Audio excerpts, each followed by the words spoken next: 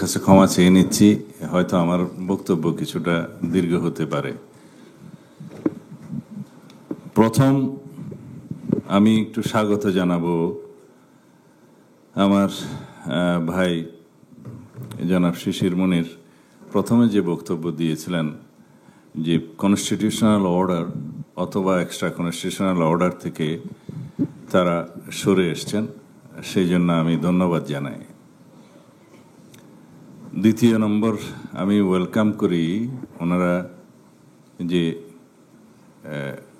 Last generation gen GK ধারণ করার এবং নিজে পার্ট অফ দি জেন জি হিসেবে ডিক্লেয়ার করার যে মানসিকতা, সেটাকেও আই ওয়েলকাম দিস মেন্টালিটি। তবে আমার 65 বছর বয়সে আমি যদি বলি যে আমি পার্ট অফ জেন জি, হয়তো সেটা আপনারা গ্রহণ করবেন না, কিন্তু মনের দিক থেকে আমি মনে করি আমাদের তারুণ্যের ভাবনাকে আমরা ধারণ করি এবং জুলাই গণ অভ্যুত্থানের চেতনাকে, আকাঙ্ক্ষাকে, তাদের প্রত্যাশাকে ধারণ করি এবং সেটা বাস্তবায়নের জন্য আমাদের অবিরাম প্রচেষ্টা থাকবে। জনাব মনির হায়দার আমার স্ট্রাগলের যে বর্ণনা দিয়েছেন, সেটা এখানে বিবৃত করার জন্য খুব একটা প্রাসঙ্গিক না হলেও আমি কৃতজ্ঞতা প্রকাশ করছি। কমিশনের সকল সদস্যবৃন্দ দীর্ঘ অনেক মাস ধরে আমাদের সাথে, সকলের সাথে যে আলোচনার ধৈর্য পোষণ করেছেন এবং এই একটা সমাপনী পর্যায়ে এসছেন, সেই জন্য আপনাদের প্রশংসা করি। আর জুলাই সনদ আদেশটা কি, এখান থেকেই শুরু করতে চাই। আমার ভাই জনাব হামিদুর রহমান আজাদ বলেছেন যে জুলাই সনদ আদেশ প্রণয়ন, জারি এবং তার ভিত্তিতে আগামী নির্বাচন অনুষ্ঠান। এখান থেকেই শুরু করতে হচ্ছে, কারণ এখানে জনাব শিশির মনির বলেছেন জুলাই ঘোষণাপত্রের দফা 22, 25, 27 এবং 28কে অনুসরণ করেই আমরা জুলাই সনদটা তৈরি করতে পারব। তো জুলাই সনদের 22-এ, জুলাই ঘোষণাপত্রের 22-এ যেটা বলা আছে যে নিয়মতান্ত্রিক উপায়ে বিদ্যমান সংবিধান ও সকল রাষ্ট্রীয় ও সাংবিধানিক প্রতিষ্ঠানের গণতান্ত্রিক সংস্কার সাধনের অভিপ্রায় ব্যক্ত করছে। তা আমরা সেই নিয়মতান্ত্রিক পদ্ধতিতেই সেই সংস্কার সাধনের চেষ্টা করছি, যাতে জাতি সবসময় একটি নিয়মতান্ত্রিক পদ্ধতিতে থাকে, আইনানুগ এবং সাংবিধানিক প্রক্রিয়ার মধ্যেই থাকে, ভবিষ্যতে যাতে এটার কোনো রকমের প্রশ্ন না উত্থাপন হয়। এবং সেই নিয়মতান্ত্রিক পদ্ধতি বিবৃত হয়েছে দফা 25-এ জুলাই ঘোষণাপত্রের। সেটা আছে যে সেহেতু বাংলাদেশের জনগণ যুক্তিসঙ্গত সময়ে আয়োজিত অবাধ ও সুষ্ঠু ও নিরপেক্ষ একটি নির্বাচনের মাধ্যমে গঠিত জাতীয় সংসদে প্রতিশ্রুত প্রয়োজনীয় সাংবিধানিক সংস্কারের মাধ্যমে দেশের মানুষের প্রত্যাশা পূরণ করবে। 27-এ আমরা দেখেছি জুলাই ঘোষণাপত্রের এই ঘোষণাকে আমরা সংবিধানের, সংস্কারকৃত সংবিধানের তফসিলে ধারণ করব এবং দফা 28-এ আছে যে জনগণের গণ অভ্যুত্থানের প্রকাশিত অভিপ্রায় অনুযায়ী আমরা এই জুলাই ঘোষণাপত্র প্রণয়ন করছি। এখানে কোনোটার সাথে কোনোটাই কন্ট্রাডিক্ট করে না, সব কিছুই নিয়মতান্ত্রিক পদ্ধতিতে এই অভিপ্রায় বাস্তবায়নের অঙ্গীকার করা হয়েছে, ঘোষণা দেয়া হয়েছে। এবং সেটা অনেক বক্তার বক্তব্য অনুসারে আমি বলি, এগুলো হচ্ছে সব অভিপ্রায়, এগুলো হচ্ছে সব ঘোষণা। এই ঘোষণার সাথে কেউ কেউ স্বাধীনতার ঘোষণাপত্রের তুলনা করতে চেয়েছেন, আমি নাম নেব না। এবং তার মধ্য দিয়ে আমি মনে করি আমাদের স্বাধীনতার ঘোষণাপত্রকে অনেকটা আন্ডারমাইন করা হয়। একটা জাতির স্বাধীনতা, একটা জাতির মুক্তিযুদ্ধ, একটা জাতিকে স্বাধীনতার দিকে নিয়ে যাওয়ার যে ঘোষণাপত্র, সেটার সাথে জাতীয় জীবনে পরবর্তীতে কোনো ঘোষণাপত্রকে তুলনা করা সঠিক হবে না বলে আমি মনে করি। এবং সেই স্বাধীনতার ঘোষণাপত্র দিয়ে যে ক্ষমতা উৎসর্গিত হয়েছে তারা সবাই ছিল নির্বাচিত প্রতিনিধি এই ভূখণ্ডের জন্য। যেহেতু জবরদস্তি একটা যুদ্ধের নিপতিত করেছিল আমাদেরকে পাকিস্তানি হানাদার বাহিনী, সেজন্য তারা নিজেদেরকে গণপরিষদ হিসেবে ঘোষণা করে এবং বৈধভাবে তারা স্বাধীনতার ঘোষণাপত্র প্রকাশ করে এবং সেখান থেকে জাতি পরিচালনার জন্য আইনি ভিত্তি রচনা করেছিলেন।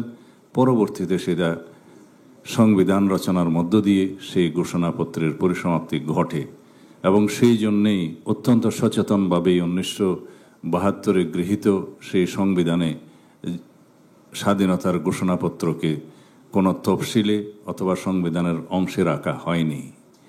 যদি রাখতে হতো তখনকার সংবিধান প্রণেতারা সেটা অবশ্যই বিবেচনা করতেন। এটা আমাদের স্মরণে রাখা উচিত।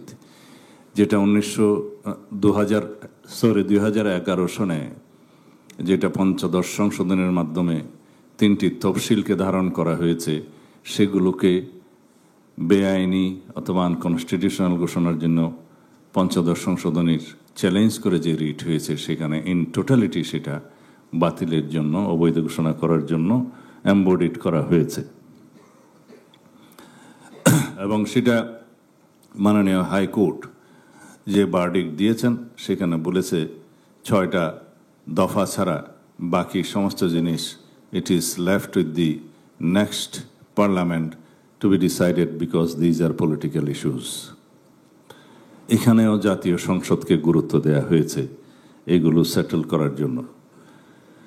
তারপরে আসলো এই জুলাই সনদটার আদেশটার স্ট্যাটাস কি হবে, এটার ঘোষণা কিভাবে হবে, প্রণয়ন কিভাবে হবে।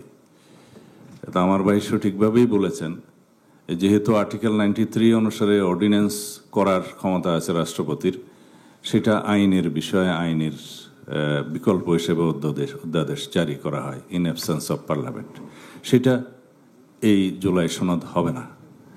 যেহেতু কনস্টিটিউশনাল অর্ডার প্রণয়ন থেকে আমরা সবাই সরে এসেছি, যারা প্রস্তাব করেছিলেন তারাও সরে এসছেন, সুতরাং আমি কনস্টিটিউশনাল অর্ডারটার বিষয়ে আর কথা বলে সময় ক্ষেপণ করতে চাই না।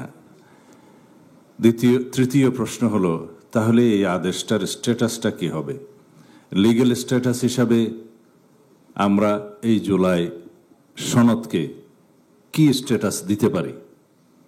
সেটার আমার পরামর্শ মতে বা আমার সাজেশন মতে, জুলাই সনদ প্রণীত হওয়ার পর অঙ্গীকারনামা সহ with note of dissent expressly describe করে কোন পার্টি কিভাবে নোট অফ ডিসেন্ট দিয়েছে একদম পরিষ্কারভাবে বর্ণিত থাকার পরে সেটা স্বাক্ষরিত হবে এবং অঙ্গীকারনামায় একটা অনুচ্ছেদ যুক্ত করতে হবে যে দলগুলো যে নোট অফ ডিসেন্ট দিয়েছে সেটা তারা নিজস্ব নির্বাচনী ইশতেহারে প্রকাশ করে যদি জনগণের ম্যান্ডেট প্রাপ্ত হয় তাহলে সেই দলগুলো সেভাবে সেই ঘোষণাপত্র নোট অফ ডিসেন্ট অংশ বাস্তবায়নের জন্য ব্যবস্থা নিতে পারবেন। সেই টোটাল দফা যতটাই হোক, 84 হোক, 86 হোক, 70টা হোক, যাই হোক, অঙ্গীকারনামা সহ সেটা প্রজ্ঞাপন আকারে জারি করা যায়, সেটাই আদেশ হতে পারে। সেটা গেজেট নোটিফিকেশনে জারি করা যাবে, সেটা আদেশ হতে পারে। এবং সেই আদেশটা যদি গণভোটের জন্য, যেহেতু আমরা বিবেচনা করছি জনগণ সেই জুলাই সনদ বাস্তবায়নের পক্ষে আছে কি না, হ্যাঁ বা না, এই ভোটের জন্য যখন আমরা জনগণের সার্বভৌম এখতিয়ার মতামতটার জন্য যাব, তখন সেটা কিভাবে যাওয়া যায়, এই প্রজ্ঞাপনের শিরোনাম দিয়ে প্রশ্নসহ যদি আমরা গণভোট অধ্যাদেশ নতুনভাবে জারি করি বা সরকার করে, তখন সেখানে কি থাকবে? আপনারা নিশ্চয়ই জানেন গণভোট আইন 1991 শিরোনাম হচ্ছে, যেহেতু জাতীয় সংসদে আর্টিকেল 8 48, 56, তৎকালীন সময় 58ও ছিল, 58, 80, 92 ক বা 142 অনুচ্ছেদ সংশোধন করিয়া কোন বিল উত্থাপিত হয়েছে, পাশ হয়েছে পার্লামেন্টে, রাষ্ট্রপতি সম্মতিদান করিবেন কি করিবেন না এই প্রশ্নে যাচাইয়ের জন্য সংবিধানের 142(1) ক অনুচ্ছেদ মোতাবেক গণভোটের বিধান করা সমীচীন ও প্রয়োজনীয়। প্রত্যেকটা আইনে উদ্দেশ্য এবং কারণ সম্বলিত প্যারা থাকে, প্রথমেও থাকে, শেষেও থাকে। সেটা বিলের অংশে থাকে, আইন প্রণীত হওয়ার পরে বিলের সেই অংশটা ধারণ করা হয় না।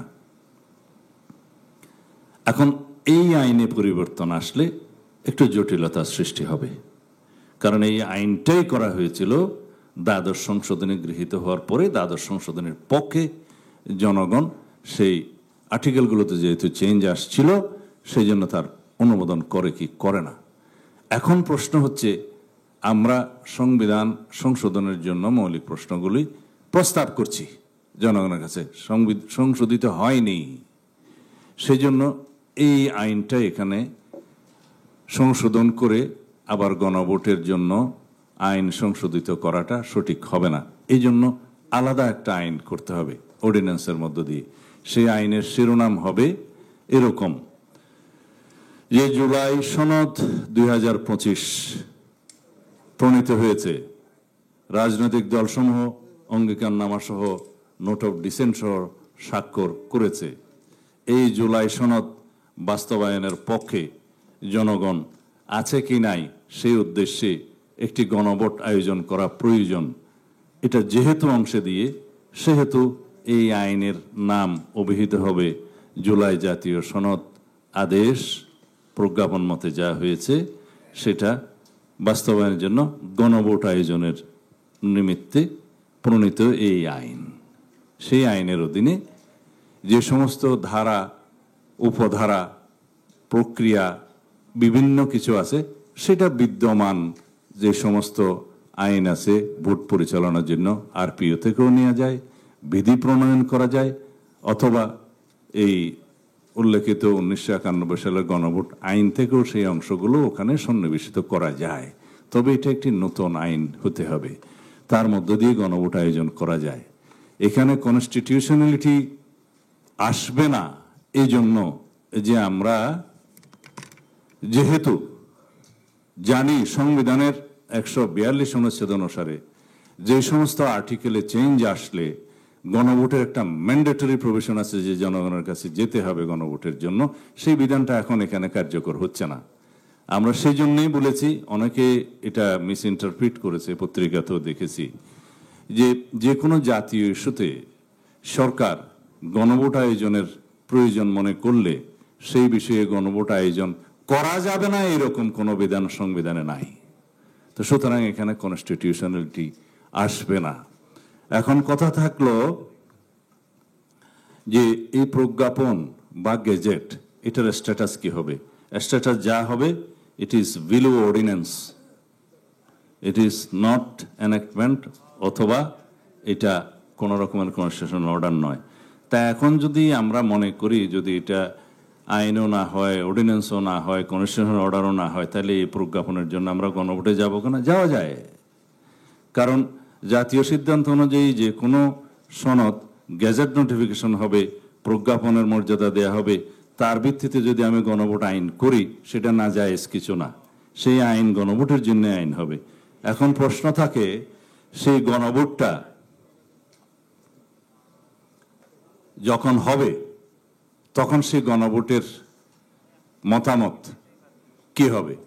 গণভোটের মতামত যেটা আসবে সেটার মর্যাদা কি হবে? আমি দুই একটা পত্রিকা তো প্রফেসর আলী রিয়াজেরও একটা সাক্ষাৎকারের মধ্যে দেখেছি, হয়তো আমি বুঝতে ভুল করতে পারি, তিনি বলেছেন যে গণভোটে যে মতামতটা আসবে সেটা হচ্ছে জনগণের অভিমত। এটা পরবর্তী পার্লামেন্টকে বাইন্ড করবে কিনা সেটার একটা প্রশ্ন আছে। আমি আমার ক্ষুদ্র জ্ঞানে যেটুকু বুঝি, জনগণের অভিমত প্রকাশিত হয় দুই একটা পদ্ধতিতে, একটা হচ্ছে বিপ্লব, আর একটা হচ্ছে গণ অভ্যুত্থান, জনগণের অভিপ্রায়, এবং আরেকটা হচ্ছে ভোট। তো গণভোটও একটা ভোট, এবং ভোটের মধ্য দিয়ে জনগণ যেটা অভিমত প্রকাশ করে সেটাই জনগণের অভিপ্রায়। এবং বিদ্যমান সংবিধানের আর্টিকেল 7 অনুসারে রিপাবলিকের হচ্ছে যে জনগণ, মানে প্রজাতন্ত্রের সর্বক্ষমতার মালিক অথবা উৎস প্রজাতন্ত্রের, রিপাবলিকের হচ্ছে জনগণ, এবং তাদের অভিপ্রায়ের পরম অভিব্যক্তিকে চূড়ান্ত আইন হিসেবে কনস্টিটিউশনকে বর্ণনা করা হয়েছে। তো যদি তাদের অভিপ্রায় এবং তাদের পিপলস উইল যেটা, সেটাকে যদি অভিমত হিসেবে আমরা ধরে নেই ভোটের মাধ্যমে, তার উপরে কোনো আইনি মর্যাদা নাই, তখন সেটা আমাদের উপরে বাইন্ডিং হবে। প্রশ্ন থাকলো, এক কনস্টিটিউশন, এক পার্লামেন্ট কি নেক্সট সাকসেসর পার্লামেন্টকে ক্ষমতা নির্ধারণ করে দিতে পারে কিনা, বা রাইট কাটেল করতে পারে না? অবশ্যই না। কিন্তু আমাদের এখানে বুঝতে হবে, এখানে কোনো পার্লামেন্ট সাকসেসর পার্লামেন্টকে কোনো ক্ষমতা প্রয়োগ করতে বাধ্য করছে না। এটা হচ্ছে পিপলস উইল কনস্টিটিউশনে ধারণ করার জন্য তাদের মতামত দিচ্ছে পরবর্তী পার্লামেন্টকে। It is not one parliament is binding the successor parliament. এখানেই থিন অফ ডিফারেন্সটা। তো সুতরাং এখানে জনগণের অভিপ্রায়ই চূড়ান্ত। তাইলে আমরা এখন আসি, সেই গণভোটটা কখন হবে, কিভাবে হবে, এবং তার গাঠনিক ক্ষমতা কি হবে। এই কঠিন বাংলাটা আমি অবশ্য কম বুঝি, যে গাঠনিক ক্ষমতা। এইখানে প্রশ্নটা থেকে যায় যে গাঠনিক ক্ষমতা বলতে হয়, এটা আসলে অনেক বিদ্বান জনরা ব্যবহার করেন। গাঠনিক ক্ষমতাটা হচ্ছে কনস্টিটিউয়েন্ট পাওয়ার। এই কনস্টিটিউয়েন্ট পাওয়ারটা সবসময় কনস্টিটিউয়েন্ট অ্যাসেম্বলির থাকতে হবে এমন তো কথা নাই। যেখানে যে রিপাবলিকের সকল ক্ষমতার উৎস যদি জনগণ হয়, সেটাই কনস্টিটিউয়েন্ট পাওয়ার ডিরাইভ করবে ফ্রম দ্যাম। সেই ডিরাইভটা করছে গণভোটের মাধ্যমে। তাহলে এই কনস্টিটিউয়েন্ট পাওয়ারটা কি দিচ্ছে? যে এখানে গৃহীত জুলাই জাতীয় সনদের মধ্যে যে গাঠনিক কাঠামোটা দেয়া হচ্ছে, জনগণ অ্যাপ্রুভ করলে সেটা ইম্পোজ করা, বাস্তবায়ন করা, এটাই গাঠনিক ক্ষমতা। সেই জন্য পরবর্তী পার্লামেন্টকে আমার ভাই আক্তাররা বলছে যে দ্বৈত ক্ষমতা দিতে হবে, বা আমার ভাই শিশির মুনির বলছে যে দ্বৈত ক্ষমতা দিতে হবে। দ্বৈত ক্ষমতা তো এখানে দেয়া হয়ে গেছে যদি গণভোটটা হয়। তার মানে এর যে ঘোষিত দফাগুলো জুলাই জাতীয় সনদের, সেটা জনগণ ম্যান্ডেটরি করছে সেই নেক্সট পার্লামেন্টকে যে এগুলো অবশ্যই গ্রহণ করতে হবে। তবে আমাদের মনে রাখতে হবে, এর বাইরে যে নেক্সট পার্লামেন্ট আর কোনো সংস্কার করতে পারবো না তা নয়, কিন্তু এগুলো নিতেই হবে, যেগুলো ধারণ করতে হবে। এটাই হচ্ছে কনস্টিটিউয়েন্ট পাওয়ার। তাহলে গাঠনিক ক্ষমতাটা হলো, সেই গণভোটের মাধ্যমে হলো। এরপরে রেগুলার পার্লামেন্ট হিসেবে সেই পার্লামেন্ট রাষ্ট্র পরিচালনার জন্য আইন প্রণয়ন করবে, প্রয়োজনে সংবিধানে আরো সংশোধনী আনবে, অবশ্যই পার্লামেন্ট আলাপ আলোচনার মধ্য দিয়ে জনমতের নিয়ে এবং সমাজের চাহিদা অনুসারে বা রাজনৈতিক অঙ্গীকার অনুসারে। এখন কথা থাকলো সেই পার্লামেন্টের, আপনারা কেউ কেউ বলেছেন যে প্রথম অধিবেশনে এটা গ্রহণ করতে হবে। আমি আপনাদের কাছে জিজ্ঞেস করব, সেই প্রথম